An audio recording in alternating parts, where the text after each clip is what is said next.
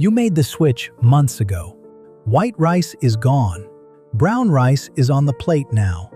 You did the research. You read that brown rice is the better choice. And you felt confident about that decision. But then one evening, you checked your glucose after dinner. The number was not what you expected. Not as high as white rice perhaps, but higher than what a better choice should produce. And now you're not sure what to believe. This is a very common moment for adults over 50 who begin paying closer attention to their numbers. The switch to brown rice is not wrong, but it is often incomplete.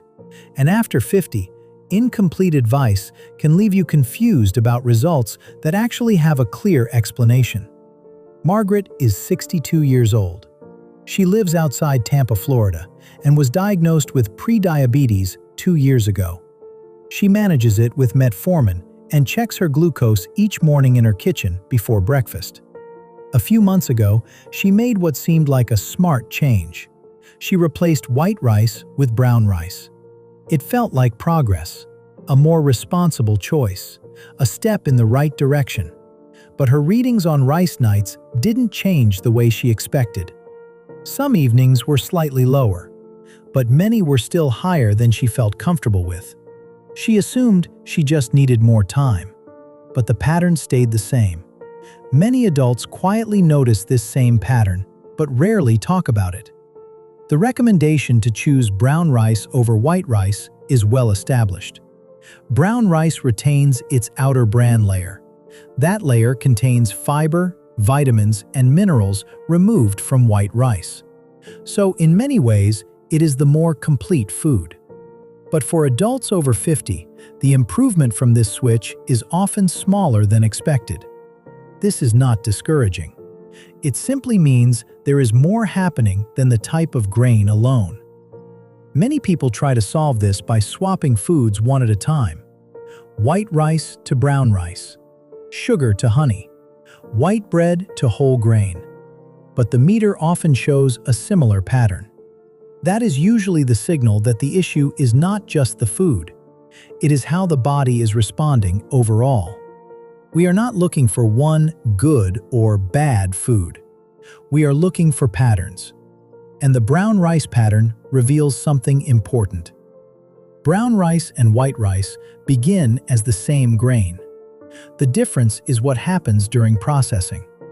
White rice has its bran layer removed, leaving mostly starch.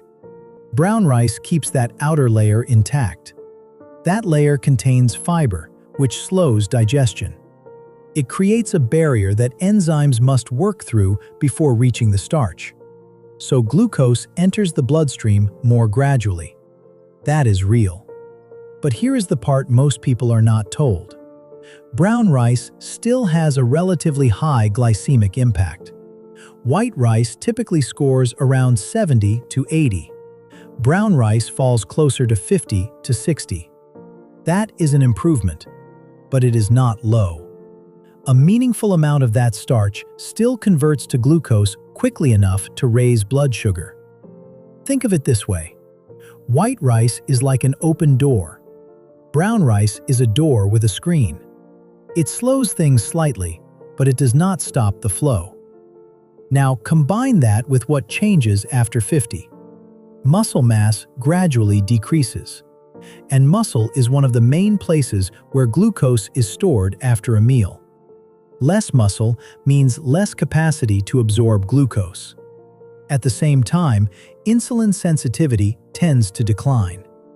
The signal still exists, but the response is slower. So even though brown rice is technically a better version of the same grain, it is still entering a system that may be processing glucose less efficiently than before. That combination is what produces the number you saw. There is also a smaller detail that matters.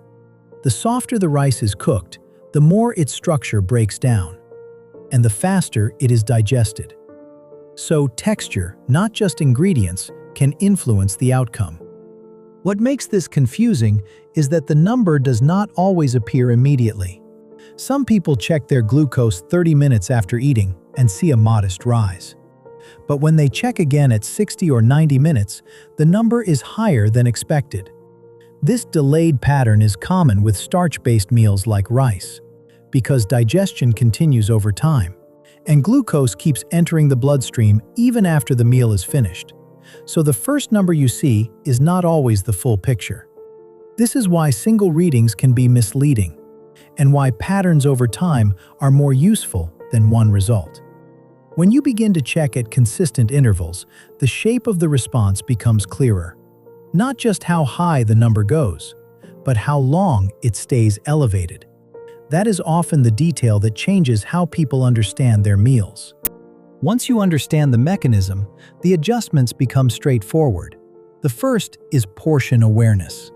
A smaller serving of rice, combined with more vegetables, can significantly reduce the glucose load. The plate still feels full, but the response becomes more manageable.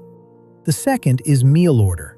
When you begin a meal with protein and vegetables before eating the rice, digestion slows. The glucose enters the bloodstream more gradually.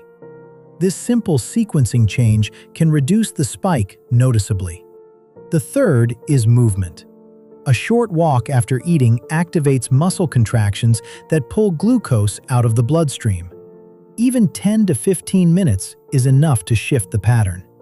These are small adjustments, but they work with the body instead of against it. Certain nutrients can support how the body handles glucose.